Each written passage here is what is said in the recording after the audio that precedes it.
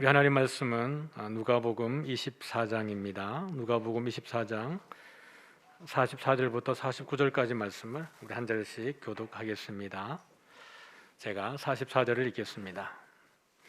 또 이르시되 내가 너희와 함께 있을 때에 너희에게 말한 바 곧 모세의 율법과 선지자의 글과 시편의 날을 가리켜 기록된 모든 것이 이루어져야 하리라 한 말이 이것이라 하시고,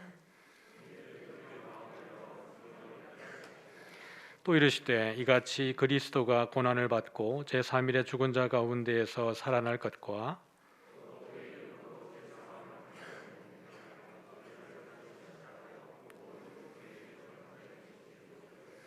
너희는 이 모든 일의 증인이라. 볼지어다 내가 내 아버지께서 약속하신 것을 너희에게 보내리니 너희는 위로부터 능력으로 입혀질 때까지 이 성에 머물라 하시니라. 아멘.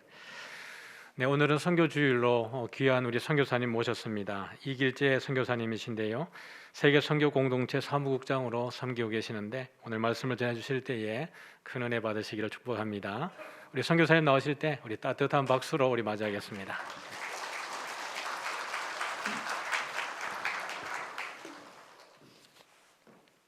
네, 환영해 주셔서 감사합니다.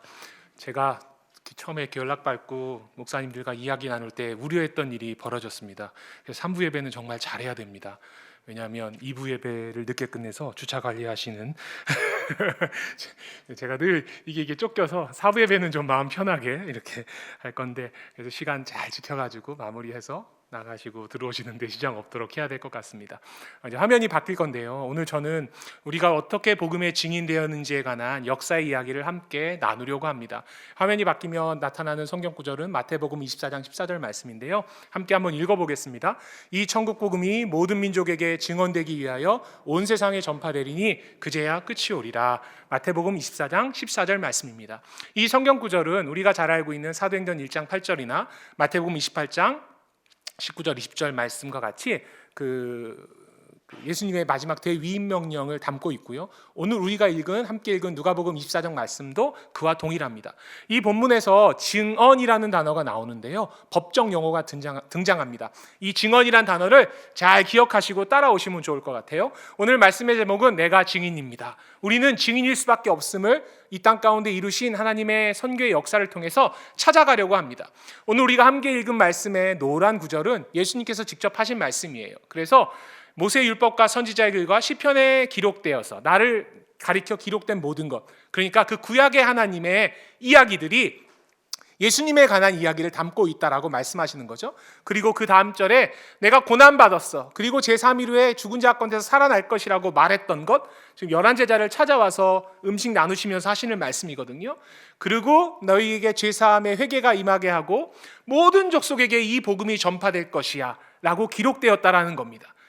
너희들이 모든 것들을 나와 함께 했기 때문에 너희는 이 모든 일의 증인이다라고 말씀하시는 겁니다. 증인의 조건이 있습니다. 증인은 어떤 사람이 증인이 될 수 있을까요? 어떠한 사건을 직접 보고 들은 사람이 증인이 될 수 있습니다. 아무나 증인 되지 못합니다. 내가 그걸 직접 보고 들어야 증인의 권리가, 증인의 지위가 부여되는 거죠.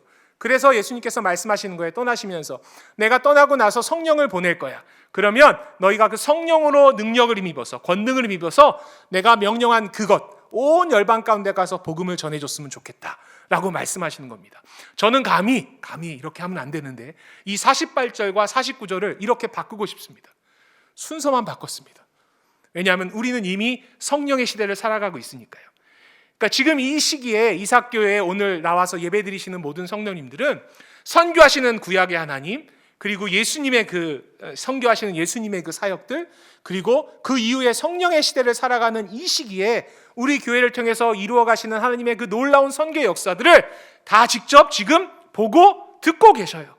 그럼 내가 보고 들은 것을, 사도행전 곳곳에 내가 보고 들은 것을 말하지 않을 수 없다. 제자들이 예수님의 부활을 직접 눈으로 목격했거든요. 그러니까 그들이 그것을 이야기하지 않을 수 없었던 거예요. 그래서 그들은 이 모든 일의 증인이라고 예수님께서 말씀해 주시는 거예요. 증인에게는 의무가 있다라고 말씀드렸습니다. 어떤 의무요? 내가 보고 들은 것을 증언해야 될 의무가 있습니다. 예수님께서 우리에게 대위임 명령을 주셨어요. 그리고 모든 민족에게 가라라고 명령하셨습니다. 이 명령은 처음에 제자들에게 주셨던 거예요. 예수님의 산상수훈이 끝나고 이 가버나움에서 사마리아의 땅에서 유대 땅에서 저 위쪽에 두로와 시돈을 다니시면서 3년여의 공생의 삶을 열심히 살아가시는 장면이 산상수훈 5장, 6장, 7장 끝나고 마태복음 8장부터 시작됩니다. 근데 제가 선교지에서 마태복음 8장을 보다가 이 사건을 봅니다. 너무 멋있는 사건이죠. 예수님께서 거라사 지역에 가셔가지고 군대 귀신 들린 그 군대 귀신을 다 내쫓으시고 그를 회복시키는 사건입니다. 근데 예수님께서 이 거라사 광인을 살리시기 위해서 그 전날 초저녁에 배를 타고 제자들과 함께 이동하십니다. 배 타고 오고 가시면서 참 많은 일들이 있었는데 그것은 성경을 통해서 확인하시고요. 거라사 광인의 그 귀신을 내쫓으시고 나니까 그 거라사 지역의 사람들이 예수님 우리 마을에 있지 마십시오. 그 이적을 보고 두려웠겠죠? 떨었겠죠? 돌아가 주세요. 예수님께서 제자들에게 그래 가자. 다시 배 타고 돌아오십니다. 다시 가버나움에 돌아오신 때가 그 다음날 다시 초저녁 24시간이라는 온전한 하루를 거라사 광인 한 사람 혹은 두 사람을 위해서 시간을 다 쓰신 거예요. 여기까지 너무 멋있습니다. 그 사건들이 너무 감동적이니까요. 근데 제가 청년회 때에 이 8장을 보다가 마태복음 8장을 보다가 그 앞부분에 이 사건을 봅니다. 이게 뭐냐면 로마 백부장이 아마 이방인 백부장이었을 겁니다. 예수님께 와가지고 이렇게 말씀하시죠. 예수님 내 하인이 죽게 됐는데 내가 예수님에 가서 들었습니다. 우리 하인 좀 살려주세요. 예수님이 이방인의 믿음을 보고 그래 가자 내가 가서 살려줄게 하니까 이 로마 백부장이 이렇게 얘기합니다. 주님 내 수하에도 내가 병졸이 있고 하인이 있는데 내가 그더러 오라 하면 오고 가라 하면 갑니다. 내가 예수님에 관해서 듣고 아는데 예수님 우리 집에 오시지 않고도 내 하인을 나으게 하실 줄 제가 믿습니다. 예수님이 최고의 칭찬을 하십니다. 내가 이스라엘 중에 이만한 믿음을 보지 못했다. 제가 이삭교회 어느 앞에 계신 자매님들께 이렇게 말씀드리는 거예요. 한국에서 화를 제일 잘 쏘시는 분이에요. 이렇게 칭찬을 하면 이 이야기는 한국에서 화를 잘 쏜다는 이야기입니까? 전 세계에서 화를 제일 잘 쏜다는 이야기입니까? 전 세계 일입니다. 한국 일이가. 즉 내가 이스라엘 중에 이만한 믿음을 보지 못했다라는 것은 예수님이 최고의 칭찬을 지금 해주시고 계시는 거예요. 그리고 이렇게 말씀하시죠. 네 하인이 나을 거라고. 성경은 그 시로 그 하인이 나았다라고 기록되어 있습니다. 여기서 청년회 때 제 딜레마가 시작됩니다. 저는 공학도입니다. 토목 전공했고요. 실제로 일도 했었고요. 되게 합리적이어야 됩니다. 근데 이 성경은 전혀 합리적이지 않습니다. 예수님 거라사 지역에 가실 필요가 없었습니다. 그렇지 않나요? 그냥 가버나움에서 나사렛 이쪽에서 사역하시면서 거라사 지역에 군대 귀신 들린 자가 있네? 그 귀신 다 나갈지어다! 딱 말씀하시고 사람들이 그거 확인하러 막 가지 않았겠습니까? 가보니까 군대 귀신이 다 나갔어요. 사람들이 더 열광하지 않겠습니까? 와 우리 예수님은 봐라 가지도 않고도 다 아시고 다 내쫓으실 수 있어. 그거 하실 수 있는 하나님인 것이 앞에 증명이 되어 있어요. 예수님 도대체 거기에 왜 가셨던 것일까요? 저는 요즘 이 제목을 이렇게 얘기하고 있어요. 증인 만들기 프로젝트라고. 예수님께서 제자들에게 너희들 증인이 되어야 돼 라고 말씀하셨습니다. 제가 아까 증인의 조건이 뭐라 그랬죠? 뭐 다 아시는 거지만 목격자를 증인이라고 얘기합니다. 직접 보고 직접 들은 사람이 증인이 될 수 있어요. 제자들에게 지금 뭐 하시는 겁니까? 그들이 해야 될 일을 예수님께서 손수 먼저 직접 보여주시는 거예요. 성경을 복음서를 읽다 보면 이렇게 기록되어 있습니다. 예수께서 모든 성과 촌을 두루 다니사 그들을 바라보시니 긍휼한 마음이 드셔서 그들을 가르치고 고치고 전파하고 이 사역을 하셨다라고 기록이 되어 있습니다. 예수님 지금 뭐 하시는 겁니까? 어떻게 가는지, 어떻게 그들을 만나는지, 어떻게 귀신을 내쫓는지, 어떻게 그들에게 복음을 전하는지, 그들을 어떻게 제자 삼는지 계속해서 제자들을 데리고 다니시면서 그들을 증인 만드시는 겁니다. 사도행전 곳곳에 이런 기록이 있죠. 내가 보고 들은 것을 말하지 않을 수 없다. 이 제자들이 예수님의 부활의 그 사건을 목격합니다. 함께 3년의 시간을 했던 그것을 다 보고 배웁니다. 그들은 멈출 수 없었어요. 그래서 그들이 복음의 증인되어서 땅끝까지 가서 내 증인 되려고 노력하시는 거죠. 그 고대 근동에서 있었던 작은 예수님의 그 십자가 사건을 통해서 수많은 제자들이 그 제자들과 함께 했던 사람들을 우리는 속사도들이라고 얘기합니다.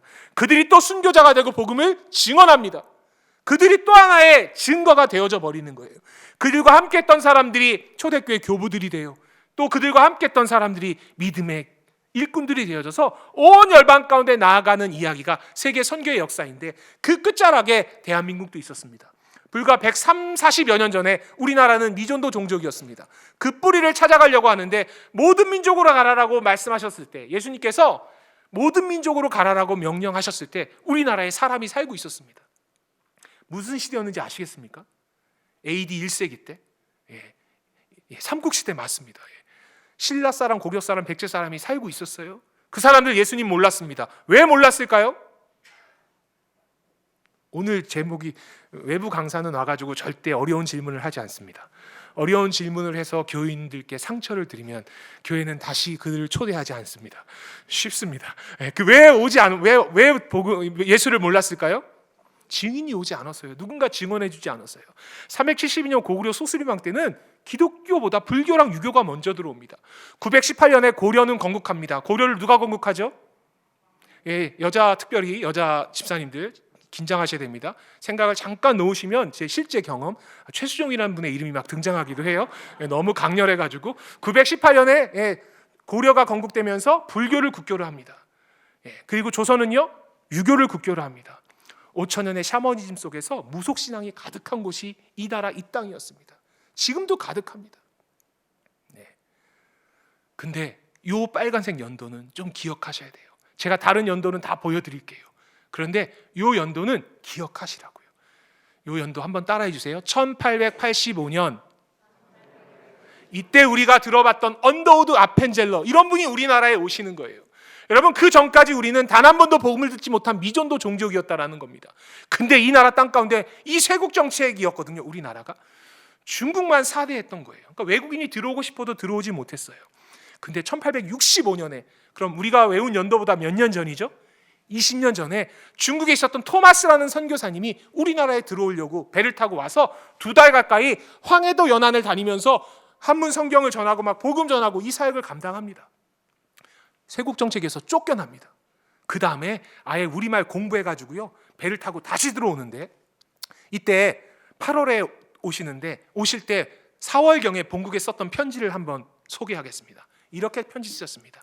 아주 잔인하고 사악한 대학살이 최근 조선에서 일어났습니다. 그럼에도 누군가 조선에 들어가 선교의 문을 여는 것의 중요함을 깨달아 제가 들어가기로 결정했습니다. 1866년은 병인년이었습니다. 병인년에 일어난 박해는요, 제가 말씀드렸죠. 절대 어려운 문제는 내지 않는다고요. 병인년에 일어난 박해는요, 병인 박해. 이때 카톨릭 신자들이나 서양 문물을 먼저 받아들였던 사람들을 조선의 관에서 잡아다가 처형하기 시작합니다. 아마 부산에서도 많은 분들이 돌아가셨을걸요. 1년 반 동안 무려 우리나라 승정원 기록에 목을 베어 참수한 사람의 수가 8,000명, 실제로는 2만 명을 죽입니다. 2만 명을. 여러분, 조선 전역에서 엄청난 대학살이 일어났던 겁니다. 왜요? 프랑스 신부 때문에, 외국인 때문에. 지금 외국인 들어오면 안 됩니다. 토마스 선교사님 우리나라 평양 대동강변에 들어옵니다. 우리나라 관군들이 그 배를 화공으로 불태워버려서 배가 침몰해요. 헤엄쳐서 나왔는데 저 칼을 들고 있는 박춘건이라는 분이 그 자리에서 27 토마스 선교사의 목을 목베어 처형합니다. 토마스 선교사님은 그렇게 평양 대동강변 한사정 여울목이라는 곳에서 순교자가 됩니다. 놀랍게도 그 자리에 증거가 있습니다. 북한이 만들어 놓은 거예요. 왜냐하면 토마스 선교사님이 탔던 그 배가 제너럴 셔머노였고요. 북한은 여기서 우상화를 합니다. 미제 침략선 셔머노 격침 기념비. 첫 구절에 열렬한 애국지사이신 김웅우 선생. 김웅우 선생이 누구냐? 김웅우가 역사적으로 실제로 김일성의 증조부입니다. 이때랑 전혀 상관이 없는데 북한 사람들, 평양 사람들 여기서 우상화합니다. 우리는 선조 때부터 미국과 싸워서 그리고 이겼다라고요. 여러분, 근데 이 소식이 영국 웨일즈에 있는 하노버 교회에 전해져요. 이 한사정 여울목에 했던 그 순교의 사건이 영국이에요. 이 토마스 선교사님을 파송한 교회거든요. 제가 이 교회 가봤습니다. 시골에 아주 작은 교회예요. 지금은 어르신들 한 20여 분도 안 그러니까 없으니까요. 안 계시니까요. 성도님들이 모이시는데, 여러분, 이 교회 갔더니 묘비가 하나 있는데 그게 토마스 선교사님 묘비예요. 이렇게 있습니다. 옆에 있는 청년은 제가 맞습니다. 믿어주십시오. 이분이 아버님이 언제 돌아가셨나 봤더니 1884년에 돌아가셨어요. 아들을 근 19년 먼저 떠나보낸 거예요. 여러분, 우리 이 세대는 부모님이 자녀를 먼저 떠나보낸 게 어떤 아픔인지 누구보다 잘 아는 시대를 살아갑니다. 근데 이 아버님이 더 마음이 아팠던 이유가 뭐냐면 이때 아까 토마스 선교사님이 본국에다 편지 보냈잖아요. 지금 조선이 위험한데 그래도 누군가 들어가 복음 전해야 됩니다. 내가 들어가기로 결정했습니다. 라고 편지 보냈던 이 교회 담임 목사님이 아버지였어요. 아들의 그 편지를 받고 아들의 조선길을 위해서 기도해 줬던 거예요. 실제로는 몇 달이 지나고 아들이 순교했다는 소식을 정확히 듣습니다. 그 이야기를 듣고 얼마나 마음이 아팠겠어요. 근데 토마스 선교사님 주일날 교인들에게 설교합니다. 우리 아들 토마스 선교사가 조선에서 순교했답니다. 우리 교회가 조선의 복음화를 위해서 기도합시다. 놀랍게 이 영국 웨일즈의 하노버 교회는 지금까지도 매 주일 예배 시간에 한국 땅을 위해서 기도합니다. 성경 곳곳에 기록되어 있습니다. 하나님께서 말씀하시죠. 구하라, 찾으라, 두드리라. 그럼 내가 듣고 응답하겠다고요. 기도하지 않는 게 문제지, 기도하면 하나님께서 듣고 응답하시겠다라는 거예요. 이 교회의 순교의 핏값 위에 세워진 그 기도를 하나님이 응답하십니다. 10년 만에 중국에 있었던 이 존 로스라는 선교사님이 선임이었던 윌리엄슨을 통해서 토마스 선교사님의 순교 얘기를 듣고 그럼 내가 조선에 들어가겠습니다 하는데 조선이 세국 정책으로 못 들어갑니다. 이때 이 존 로스가 멋진 말을 남깁니다. 이 시대 최고의 선교사는 하나님의 말씀으로 된 성경책입니다. 내가 조선에 들어가지 못한다면 조선말로 성경책을 번역해서 그들에게 전하겠습니다. 이 결단을 하니까 조선말을 배워야 되잖아요. 조선 사람을 만날 수 없으니까 당시에 중국이랑 우리나라랑 무역하는 곳이 고려문, 지금은 변문진이라고 되어 있는데 단동에서 백두산 가실 때 진짜 좋은 가이드 만나면 지금 못 들어가는데 얘기해줘요. 저기가 고려문입니다 얘기해 주시는데, 그러니까 여기가 무역하는 곳이니까 중국 사람, 조선 사람이 함께 어우러져 있던 곳이에요. 여기서 조선 사람을 아예 고용을 해가지고요, 월급 많이 주고 우리말을 공부하기 시작합니다. 조선어 공부 끝내고요, 뭐 완전히 끝내신 건 아니었겠지만 조선말이 어려웠습니다. 후배 선교사들을 위해서 조선어 문법책을 만드신 거예요. 보이시죠? 기역, 니은, 디귿, 리을, 각야, 거교, 고교. 우리 영어 배울 때 I, mine이 하는 것처럼 나, 우리, 너희, 님자, 님자의 대사람들. 동사는 고우, 웬트, 고운 뭐 이런 거 외우셨는데 이분은 구단 변화요. 가우, 가시, 가라, 갔소, 갔음매, 갔너니, 갔소, 갔음매, 갔다. 이걸 외워야 대화가 되는 거예요. 이놈의 나라는 나보다 신분이 높은 사람 만날 때랑 같은 사람 만날 때랑 아랫사람 만날 때랑 말이 달라요. 그것도 다 달라요. 불규칙 변화. 얼마나 힘드셨겠어요. 근데요, 우리나라 옛 속담에 사람은 서울로 보내고 말은 제주로 보내랬다고. 우리나라 말 공부를 서울에 와서 하셨어야 되는데 이분이요 평안도에서 공부를 하셔가지고 평안도 사투리로 우리말을 공부하신 거예요. 저는 이 충격을 실제로 경험합니다. 저희 집에 같이 저와 살아주시는 여자분이 계시거든요. 그분이 마산분이에요. 저는 한동안 정구지가 뭔지 몰랐어요. 여긴 다 아시잖아요. 도대체 서울 사람은 아니 왜 부침개가 정구지지? 뭐 이러면서 여러 가지 말들을 하는 거죠. 그래서 저랑 대화할 땐 표준어로 대화하는데 꼭 저희 처가 식구들이랑 대화할 때는 뭐 누구야 뭐 이런 거 막 나옵니다. 이분은 평안도 사투리로 우리말 공부한 거예요. 그래서 님자 막 이렇게 배운 거예요. 문장 배운 거 보면 가슴에 와 닿아요. 너를 믿디 못하겠다. 어떻게 왔음매? 걸어왔음매? 맨니길에다 갔매? 85리 갔매? 그랬더니 야야 내래 다리 아파가디 못하겠다.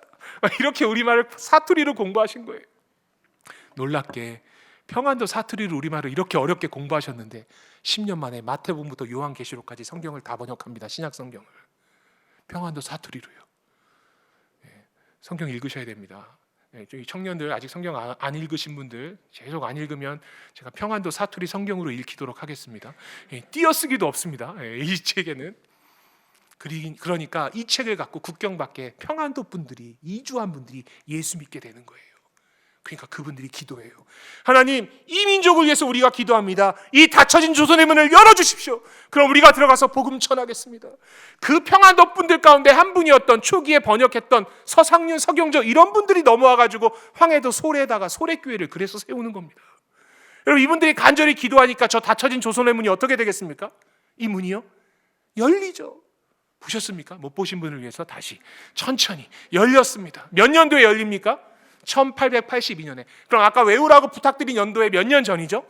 3년 전에 우리나라랑 미국이랑 조미소 통상조약이란 걸 맺습니다. 미국에서 우리나라 관리들을 초대했어요. 그분들이 겸미단, 요즘 청년들은 보빙사 이렇게 배우는데 열차 타고요 저기 워싱턴까지 가가지고요 미국 대통령도 만납니다. 그분들 열차 안에서 모습이요 사람들이, 미국 사람들이 보고 킥킥거리고 웃었어요. 왜 오셨느냐? 미국 대통령을 만나러 가는데 우리나라 양반들이 이 모습 이대로 갑니다. 미국 사람들이 보기엔 해괴합니다. 미국 사람들 문화는 실내에 들어가면 모자를 어떻게 하는 게 예의입니까? 벗는 게 예의인데 우리나라 양반을 외출하면 의복을 어떻게 하는 게 예의입니까? 갖추는 게 예의입니다. 모자 절대 안 벗습니다. 잘 보면 카우보이 모자 같기도 하고요. 미국 사람들 눈에선. 물어봐요. 또 저 사람들 머리에 저건 뭡니까? 그러니까 또 그 대답을 또 통역을 통해서 하는데 대답할 때는 통역이 필요 없었어요. 왜냐하면 우리나라 분들이 가시오 이랬거든요. 오 마이 갓 이런 게 되는 거예요. 우리나라에 오신 선교사님들이 제일 빨리 배운 단어가 뭐겠습니까? 가시예요. 나가면 하나님을 머리에 한 분씩 이고 다니십니다.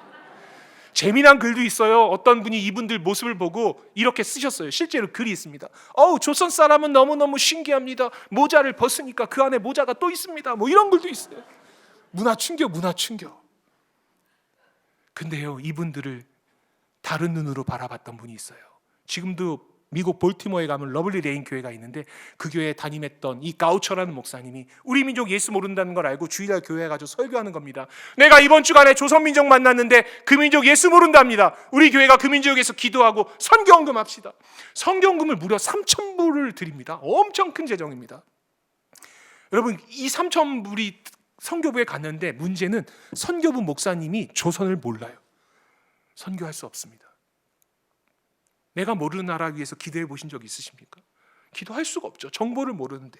진짜 이삭교회는 감사한 건 제가요, 이삭교회 이제 설교하러 오기로 되고 나서 이 주보를 보면서 막 가슴이 뛰는 거예요. 이 뭐지? 이 열방의 기도 정보는 뭐고, 오늘 와서도 막 여기 막 간지가 다 껴있는 게 다 선교사님들 뭐 교회 개척에 이런 내용들이에요. 기도하고 헌금하는 거예요. 근데 선교부가 조선을 모르니까 이분이 선교지향적 목회를 하셨던 분이란 말이에요. 그러니까 막 찾는 겁니다. 조선에 어떻게 선교할 건가? 우리 이삭교회도 어떻게 지역 사람들과 또 선교제 할까 고민하는 거잖아요. 제가요, 부산에요, 되게 멋진 이 가우처 목사님과 같은 목사님 두 분을 알아요. 진짜 선교지향적 목회를 교회 개척하실 때부터 이 필리핀에 막 교회를 개척하고 이웃을 돌보고 그 사역을 하시더라고요. 저는 잘 모르고 오늘 처음 뵀는데, 그리고 그 다음 목사님도요, 이모 장난 아니에요. 교회를 막 쪼개가지고 뭐 이웃에 나눠주고. 여러분, 그러니까 사랑받는 거예요. 그러니까 많은 이들이 교회에 오는 거예요. 여러분, 이 교회에 함께 하시는 분들은 이미 복음의 증인일 수밖에 없습니다. 여러분, 나가서 교회 자랑하고 다니시잖아요. 우리 교회 와보라고. 여러분, 그게 증인으로서 증언하는 일이라는 거예요. 그래서 이 가우처 목사님이 찾아가지고 일본에 있었던 맥클레이 선교사님을 찾아가지고요, 이분이 1884년 6월에 우리나라에 김옥균 씨 도움으로 들어옵니다. 그래가지고 고종황제한테 상소를 올려가지고요, 윤허를 2가지 받는데, 고종황제가 개화사상이 있었거든요. 우리 조선에도 의사랑 언어교사 좀 보내주세요. 그러니까 이 맥클레이가 먼저 믿었던 유럽의 북미의 오세아니아의 크리스찬들에게 정보를 주는 겁니다. 이제 조선에 선교사가 들어갈 수 있습니다. 근데 지금 목사님은 안 되고요, 언어 가르쳐줄 사람, 의사 선생님 갈 수 있습니다. 그 정보에 먼저 믿은 자들이 반응하는 거예요. 한 번만 따라해 주세요. 선교의 시작은 정보에 대한 반응이다. 예, 우리는 다 알고 있는데 고종 임금만 모르는 사실이 있었어요. 그때 우리나라에 왔던 의사랑 언어 선생님이 다 선교사였어요. 그래서 우리가 예수 믿게 되는 거예요. 그들을 세계를 품은 그리스도인이라고, 복음의 증인이라고 얘기하는데, 여러분, 그분들이 우리나라에 오는데 가장 먼저 우리나라 선교사로 파송받은 분은 언더우드 아펜젤러 알렌이 아니에요. 그분은 의사였는데, 여러분, 4월 28일 날 이분이 파송받습니다. 제일 먼저요. 여러분, 4월 28일이 너무 중요한 날이죠. 우리나라의 첫 선교사가 파송받은 날이잖아요. 놀랍게 이 날이 저의 결혼 기념일입니다. 대단하지 않습니까? 모르고 했는데 이렇게 됐어요. 예, 그분이 존 헤론이란 분이에요. 이분은 미국의 테네시주와 의과대학을요, 개교일에 공부를 제일 잘했대요. 그럼 공부를 개교일에 제일 잘하는 건 선교의 장벽이 되더라고요. 왜냐하면 공부를 너무 잘하니까 학교에서 안 놔줘요. 교수로 남으라고. 이 시간 스스로를 축복하겠습니다. 나에게는 선교의 장벽이 하나 없다. 예. 혹시 개교일에 공부를 제일 잘하신 분이 계시면 끝나고 찾아오시면 소정의 선물을 드리도록 하겠습니다. 여러분, 이 약혼녀 해티도 이분이 선교사 갈 거라고는 생각도 안 하고 결혼 약혼했는데 갑자기 조선에 간다니까 난리가 납니다. 근데 기도하고 이분들이 결혼하자마자 신혼여행으로 우리나라에 오는 거예요. 초기의 모습입니다. 이 왼쪽에 있는 분이 존 헤론과 해티 선교사님이에요. 당시 우리나라에 제중원이라는 병원이 알렌이라는 선교사님 통해서 세워져 있었기 때문에 제중원의 2대 원장으로 사역하는데 이분 별명은 이러한 별명이 있었습니다. 두 번째 별명에 함정이 있습니다. 우리는 지금 감염병의 시대, 전염병의 시대를 살아갑니다. 왜요? 백신이 없어서요. 백신의 베이스는 항생제거든요. 근데 1800년대 후반은 아직 항생제가 개발되기도 전입니다. 그 이야기는요, 전염병 예방을 하려면 선교사님들이 어떻게 해야 된다는 거예요? 전염병 걸린 사람에게 찾아가야 되는 거예요.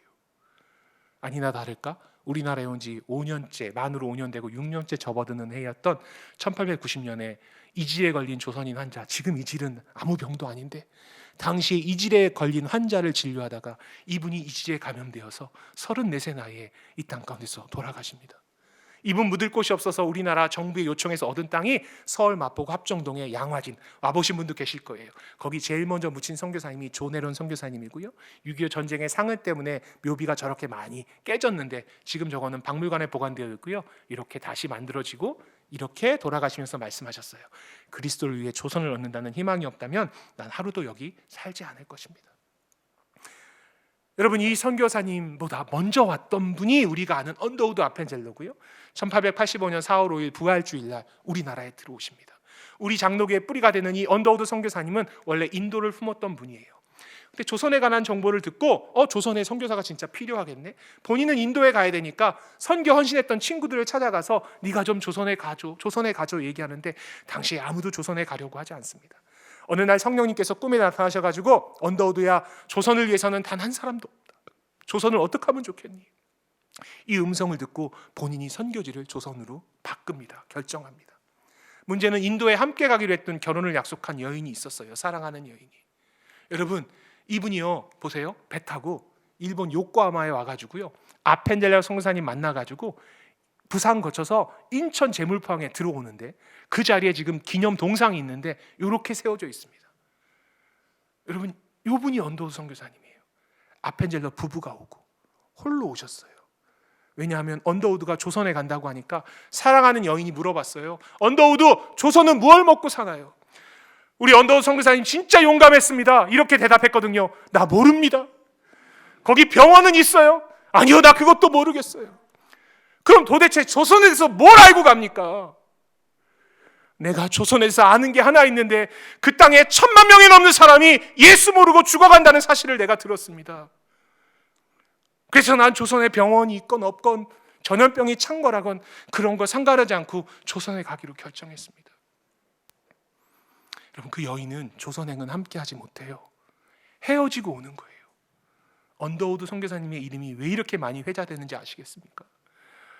아펜젤러가 배제학당이라는 학교를 통해서 양반들 중심으로 교육을 하니 조선의 수많은 가난한 아이들, 천민, 평민 아이들, 그 아이들 데려다가 고아원을 합니다. 사실은 그게 학교가 되고요, 주일학교였다가 학교가 되고 지금 서울의 경신학교가 되고요, 거기에 하나에서 시작했던 게 연희전문학교가 되고 그게 지금의 연세대학이 되는 거거든요. 어느 날 한 아이가 버림받았습니다. 아버지가 역적으로 몰려 유배가고 어머니는 화병으로 돌아가시고 그 아이는 버려져요. 이 버려진 아이를 언더우드 선교사님이 데려다가 양자로 키웁니다. 이 아이가 컸을 때 모습이에요. 별명은 변갑이었는데 이렇게 자랐어요. 1900년대에 이렇게 선명한 흑백 사진이 남아있다는 얘기는 이분이 되게 괜찮은 분이 됐을 확률이 높습니다. 이분이 1919년에 프랑스에 갑니다. 프랑스에 가서 프랑스 파리 강화에 가서 사진을 한 장 찍는데, 그럼 변가비를 찾아보십시오. 보이십니까? 우리 눈에 제일 먼저 들어오는 분은 이분일 수밖에 없습니다. 이분이 그분이 맞는지 이제 의심이 드시잖아요. 저도 의심이 들었어요. 변가비는 여기 계시고요, 이쪽에. 근데 저분이 그분 아인슈타인이 맞아요. 도대체 저분은 어떤 분이 됐길래 아인슈타인이랑 같이 사진 찍고 회의하고 합니까? 1919년 1월 달에 프랑스 파리 강화회의가 민족 자결주의 원칙이 천명되는 곳이었습니다. 그 여파로 우리가 3.1 만세운동을 하게 되는 거고요. 그때 우리나라 대표로 저 변가비가 가는 거예요. 왜 갔겠습니까? 저분이 우리나라에서 영어를 제일 잘했어요. 잘할 수밖에 없겠죠. 자녀를 영어 잘하는 아이로 키우고 싶으시면 한국인이 없는 곳에 보내십시오. 저분 언더우드 선교사님이랑 같이 살면서 영어로 대화했겠죠.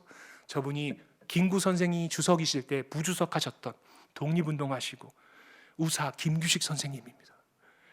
여러분, 주일학교 교사 여러분 하셔야 됩니다. 여러분, 아이들에게 무엇을 가르치시겠습니까? 세상의 지식이 아니라 하나님의 말씀이 전해질 때 놀라운 민족의 지도자로 세상을 바꿔나가는 그런 복음의 증인으로서의 삶을 살아낸다는 거예요. 여러분, 이분과 같이 조금 늦게 이후에 공부했던 분 중에 이런 말 한 분도 있습니다. 진실은 반드시 따르는 자가 있고 정의는 반드시 이루는 날이 있다. 아모스서를 읽는 것 같지 않습니까? 이거 말씀하신 분은 누군가 봤더니 이 경신학교 출신인데 이분은 도산 안창호 선생님이에요. 야, 이렇게 믿음의 일꾼들이 세워지더라고요. 우리 이삭교회 뿌리가 되는 장로교회, 바로 세문안교회가 세워지게 되면서 언더우드 선교사님은 우리나라에 와서 결혼하시고 양화진에 오시면 4대가 묻혀 있습니다. 특별히 저 2대 되는 원한경이라는 선교사님은 1851년 2월 20일 날 돌아가시는데, 여러분, 이분 돌아가신 데가 어디냐? 부산이에요. 6.25 전쟁 중에 자신의 삶을 들여서 통역하고 사역하시다가 과로하셔가지고 뇌출혈로 돌아가십니다. 여러분, 이 가문에 조선사랑 이야기가 너무너무 가득합니다. 다음에 기회가 되시면 양화진에 꼭 오셔야 돼요. 한번 오셔서 한 분 한 분의 삶의 이야기를 듣고 연세대도 함께 걷고 이런 일들을 꼭 하셔야 됩니다. 왜요? 우리 안에 복음의 증거들이 세워져 가는 겁니다. 채워져 가는 겁니다. 그리고 넉넉히 증인으로서의 삶을 살아갈 수 있게 되는 거죠. 근데 이 복음이요, 보세요, 서울만 있지 않고요, 부산에도 선교사가 가야 되는데, 여러분 혹시 요 부산 남포 앞에, 부산항 일항 있는 곳 앞에 남포역에 요거 보신 분 있으십니까? 지하철역에. 저는 가서 사진을 찍는데 왜 여기 계신 부산 분들은 여기를 안 가시는 거죠? 보세요, 기독교 선교사 이곳에 첫 발을 딛다. 부산 더 퍼스트 플레이스 오브 코리아 미션 해가지고 언더우드 아펜젤러 이런 분들이 서울 가기 전에 4월 2일 날 여기 도착했다 갑니다 해서 별다방 앞에 이 기념 비석을 만들어 놨어요. 여러분, 근데 이분들은 거쳐간 거고, 부산에 살려고 작정하셨던 분, 부산 선교사로 파송받았던 분 중에 한 분이 바로 이 학생 자원운동을 통해서 이 문구를 가지고 All should go and go to all, 우리 모두가 모두 다에게로 가자 해서 왔던 분 중에 한 분이 베어드라는 선교사님인데, 이분 40년간 우리나라에서 사역하시는데 부산에서 사역한 해는 몇 해 되지 않습니다. 근데 초기에 부산 사역하는데 이분이 부산 오고 가면서 하나를 바라봅니다. 우리 이삭교회랑 관련이 있습니다. 다른 분들은 병원해야 됩니다, 학교해야 됩니다 할 때 이분의 고백을 보십시오. 나의 첫 번째 사역은 사랑방 건축하는 겁니다. 여러분, 어느 사랑방에 계십니까? 막 사랑방이 막 이디오피아 사랑방 뭐 이러시지 않습니까? 조선 사람들은 사랑방에 모여서 다 얘기하고 동네 대소사일 다 나누고 하는 거예요. 그래서 자기 집 앞에다가 일부러 사랑방을 만듭니다. 그리고 거기서 생활하시면서 조선 사람을 만나는 거예요. 그 사람들에게 복음이 전해져요. 그들이 복음의 증인이 됩니다. 그렇게 세워진, 부산에 처음 세워진 두 개의 교회가 부산 진교회와 부산 초량교회가 되는 거예요. 여러분, 이 선교사님 앞에 호주 선교사님이었던 조셉 펠리 데이비스가 1889년 10월 2일 날 부산에 도착하고 10월 5일 날 서울에 갔다가 부산에 선교 사역하러 오는데 1890년 4월 5일 날 부산에서 돌아가셔서 영선현, 지금 코모도 호텔 건너편에 남성여고 그 자리에 이분이 묻히십니다. 그러니까 호주 선교사님들이 이분의 순교 때문에 막 오시는 거예요. 그러니까 베어드 선교사님이요, 자기가 초기에 사역하고 있었는데, 나는 다른 사람이 사역하는 곳에서 사역하지 않겠습니다. 아직 복음이 전해지지 않은 땅으로 가겠습니다. 호주 선교사님들에게 부산 경남 지역을 맡기고 이분은요 막 전도여행 다닙니다. 그러다가 이분이 전도여행을 막 다니고 있는데 어느 날 사모님이 편지 보냅니다. 여보, 빨리 좀 와주세요. 5월 12일 토요일 날 이분이 도착했는데 그 다음 날 두 번째 자녀 첫째 딸 로즈 베어드가 두 돌 맞기 며칠 남겨두고 급성 뇌척수막염으로 아이가 죽습니다. 여러분, 그때 이 사모님이 남편 오라고 해서, 근데 이 사모님이 그날 아이의 죽음을 보고 친정 엄마에게 편지를 썼어요. 이렇게: 아이가 보통 잠자리에 들던 그 시간에 짧은 생애가 끝났습니다. 어머니가 짜주신 조그만 흰옷을 입히고 새신을 신겼습니다. 무덤을 넘어서는 소망을 갖지 못한다면 어떻게 이런 어려운 순간들을 살아갈 수 있을까요? 여러분, 이 편지에 이분이 이 아이를 묻고도 이 어려운 순간을 살아냈다라는 거예요. 근데 저는 이 단어를 보고 얼마나 많이 울었는지 몰라요. 그리고 이 의미가 뭔지 알고 싶었어요. 도대체 무덤을 넘어서는 소망이 뭘까? 이분에게 무덤을 넘어서는 소망이 있었대요. 그 무덤을 넘어서는 소망 때문에 이 땅 가운데서 힘들고 어렵지만 내가 살아갈 수 있다라고 고백하는 거예요. 여러분, 이분들이요 아이를 묻고요, 남편은 또다시 전도여행 갑니다. 그리고 그 다음 기일이 되고 기일이 될 때마다 마음이 아픈데, 여기 보시면 이 작시가가 배위량 부인으로 되어 있어요. 여러분, 이 선교사님이 이 가사의 작사가입니다. 멀리 멀리 갔더니 처량하고 고나며 슬프고도 외로워 정처없이 다니니 예수 예수 내 주여 내가 마음 아파 울 때에 눈물 씻겨주시고 나 위로해 주세요. 우리 남편 다니다가 지쳐 쉴 때에 쓸쓸한 곳 만나도 주님 홀로 있게 마시고 함께 해주셔요. 이렇게 찬양을 부르며 그 아픈 마음을 달래시는 거예요. 부산 지역을 호주 선교부에게 맡기고 이분들은요 대구를 거쳐서 서울을 거쳐서 어디로 가냐면 평양에 가가지고요 그곳에서 사역을 시작합니다. 이분들이 평양에서 시작한 학교가 학생들 데리고 시작한 학교가 평양의 숭실대학이 되는 거고요. 그리고 이 사모님은 우리나라에서 멋지게 사역하시면서 이러한 찬양 시도 또 다른 찬송가도 만드세요. 여러분 이거 보십시오. 이 찬양 무슨 찬양인지 아시겠습니까? 주님 날 사랑함을 성경으로 내가오. 후렴을 보여드리면 이게 후렴이 영어는 Jesus loves me. 그래서 날 사랑하심 날 사랑하심 날 사랑하심 성경에 써있네 이런데 이거를 번역할 때요 예수 사랑하심 예수 사랑하심 해야 되는데 조선은 아까 보셨죠? 존대어가 있어요. 그래서 번역한 거 보세요. 예수씨 날 사랑하오 예수씨 날 사랑하오. 우리나라를 많이 이해하려고 노력하셨던 거예요. 보세요. 한글 식물 도감도 만들어주시고 동물 도감도 만들어주시고 한국인 아이의 이야기를 소설로 써서 외국에 알리고 여학교 학생들 공부시키고요. 이게 평양의 숭이 여학교가 되는 겁니다. 어느 날 근데 평양에서 사역하고 있는데 성사님 몸에 이상이 와요. 그래서 급하게 서울에 왔는데 본국으로 가보라고 해서 본국에 와봤더니 이분이 암이 발견된 거예요. 놀랍게 1900년대 초반에 미국이 암을 치료했습니다. 치료하고 1908년에 다시 들어와서 열심히 사역하시는데 8년 지나고 나서 1916년에 몸이 또 이상이 있어서 다시 미국으로 가서 진료를 했을 때 의사 선생님이 선교사님 이제 남편 선교사님 좀 귀국하라고 하세요. 더 이상 손을 쓸 수 없습니다. 하나님이 부르시는 그때 기다리시고 가족과 좋은 추억 만드세요. 이야기를 할 때 이 선교사님이 막 우셨답니다. 자기가 죽어가는 것에 억울함 때문에 운 게 아니라 이렇게 부탁하셨어요. 교회의 선교부의 주치의에게 저를 제발 평양에 좀 보내주십시오.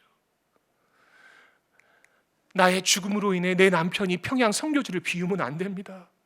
지금 평양에 선교가 이제 시작되고 있는데 내 남편이 그 자리를 비우면 평양에 예수 모르는 사람들에게 누가 복음 전합니까?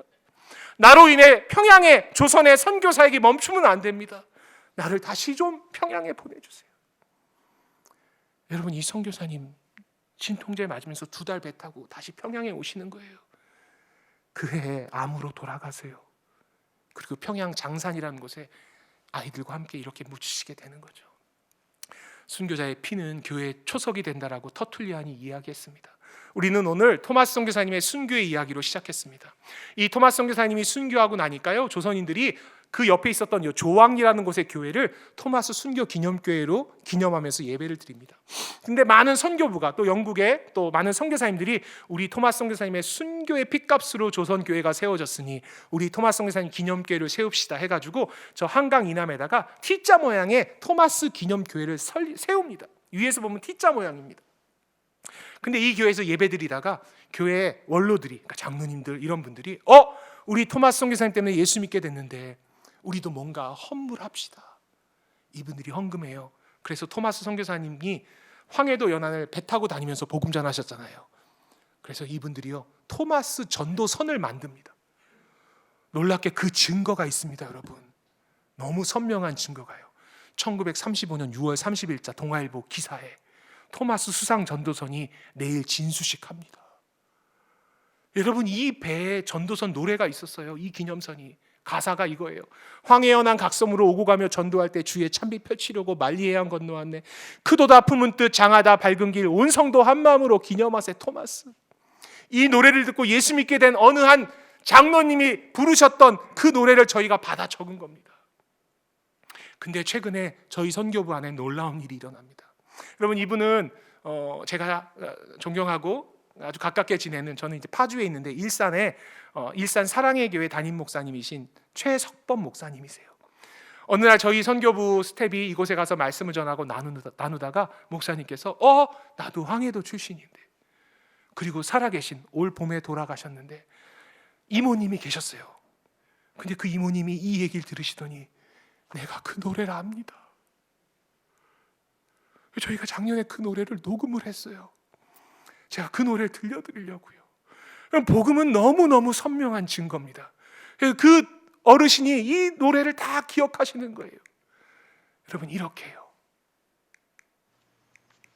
이 강산이 캄캄하여 온 백성이 방황할 때 주의 참빛 뻗치려고 멀리 타양 건너왔네. 그도다 품은 뜻 장하다 밝은 빛 온 성도 한 마음으로 기념하세 토마스. 이들 동남풍에 돛을 달고 오고 가며 전도할 때 도의 신은 몰랐으나 멀리 타양 건너왔네. 후렴 함께 하실 수 있을 것 같아요. 그죠? 그도다 품은 뜻. 그도다 품은 뜻 장하다 밝은 빛 온 성도 한 마음으로 기념하세 토마스. 됐어. 이 어르신의 마음속에 그때 예수 안 믿으셨대요. 근데 이 노래는 가슴에 새겨진 거예요. 왜요? 순교의 피값으로 새겨진 증거이기 때문에. 그리고 이 노래를 남기셨고 저희 선교회가 허락받고 목사님께서 멀리 좀 알려달라고, 이 증거들을 좀 알려달라고 말씀하셨습니다. 우리는 이 모든 일의 증인입니다. 하나님의 선교하신 하나님의 이야기, 또 예수님의 그 이야기, 또 이삭교회를 통해서 성령 하나님께서 이루어 가시는 놀라운 선교의 역사들 우리가 다 보고 있지 않습니까? 거기에 한 사람 아니겠습니까? 우리는 충분히 이 모든 일의 증인입니다. 성경의 원어 가운데 헬라어의 마르티스라는 단어가 증인이라는 단어인데, 이 단어에서 파생된 영어 단어가 마더라는 단어이고요. 이 단어의 뜻이 순교, 순교자라는 뜻입니다. 성령님이 우리에게 임하셔서 우리에게 능력 주셨을 때 우리가 순교자적 영성으로 온 열방 가운데 나가서 복음 전하기에 부족함이 없다라는 것입니다. 이 땅 가운데 오신 선교사님, 토마스 선교사님 무슨 자기 단가를 만들어서 남겨놓고 가신 거 아니잖아요. 그 삶이 너무 귀하니까 그렇게 남겨놓은 거예요. 그리고 그 단가를 타고 다니면서 또 다른 섬 마을 사람들에게 복음을 전했던 거죠. 이 땅 가운데 오신 수많은 선교사님들이 자신의 이름을 남기려고 했던 것이 아니라 예수 그리스도의 십자가의 이 선명한 증거들, 흔적들을 이 땅 가운데 새겨 놓으셨던 거죠.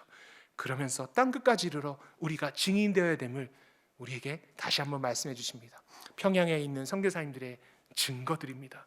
여기는 전주고요, 광주고요, 여기는 공주고요, 청주고요, 부산을 품었던 호주 선교사님들이 묻혀있는 창원이고요, 대구고요, 안동이고요, 강원도 홍천이고요, 그 외 곳곳에 선교사님들의 무덤이 있습니다. 저희가 양화진에서 수많은 분들을 만나면서 이 선교사님들의 이야기를 전하고 나눌 때마다 동일하게 저희들에게 눈물과 은혜를 주세요. 그게 뭐냐면 너희 민족 얼마 전까지 흑암의 사망의 땅 어둠의 그늘에서 죽어가는 민족이었는데 내가 내 사랑하는 독생자들 예수 그리스도를 이 땅 가운데 보내서 그가 땀 흘리고 눈물 흘리고 피쏟음을 통해서 또 다른 증인들을 세우셨고 그 일을 통해서 우리 민족 예수 믿게 하셨고 우리들 한 사람 한 사람을 또 다른 복음의 증인 삼으시기 원하셨다라는 것입니다. 우리 민족 예수 믿는 지 얼마 되지 않았습니다. 하지만 얼마 되지 않은 것은 중요하지 않아요. 법정에 쓰는 증인은 자기가 알고 있는 그 증거들이 선명할 때 그것을 증언함을 통해서 그것을 나타내는 것입니다. 우리가 열방 가운데 또 이 지역 공동체 가운데 나아가서 복음의 증인으로서의 살아가는 귀한 우리 이삭교회 성도님들 되시기를 간절히 기도드립니다. 그래서 우리가 증인의 삶을 살아갈 때 첫 번째 기도의 증인이 되시는 거예요. 주보에 있는 기도 정보들 흘려보내지 마시고 꼭 기도해 주십시오. 그리고 선교헌금의 증인으로서 내게 주신 것들 흘려보내십시오. 그리고 영광스러운 선교사의 삶으로 증언하는 우리들이 되기를 간절히 기도드립니다.